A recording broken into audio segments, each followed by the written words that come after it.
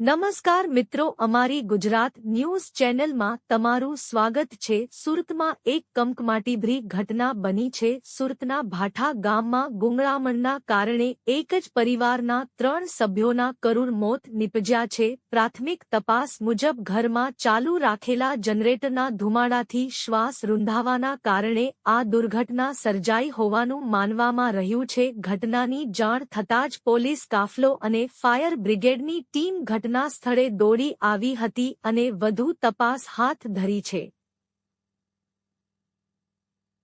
સુરતના ભાઠા ગામમાં જનરેટરના ધુમાડાથી ગુંગળામણ થતાં 3 લોકોના મોત થયા છે। રૂમમાં જનરેટર ચાલુ રડી જતા ધુમાડો રૂમમાં ફેલાઈ ગયો હતો। એક પુરુષ અને 2 મહિલા સહિત 3ના મોત થયા છે। ઘટનાની જાણ થતાં પોલીસ કાફલો ઘટના સ્થળે છે। ઘટનાની જાણ થતાં સ્થાનિક રહીશો મધ્યે દોડી આવ્યા હતા અને પોલીસ સાથે મળીને સૌપ્રથમ જનરેટર બંધ કર્યું હતું અને મૃતદેહોને બહાર કાઢ્યા હતા। હાલમાં મૃતદેહોને પીએમ અર્થે ખસેડવામાં આવ્યા છે। પોલીસે તપાસનો ધમધમાટ શરૂ કરી દીધો છે।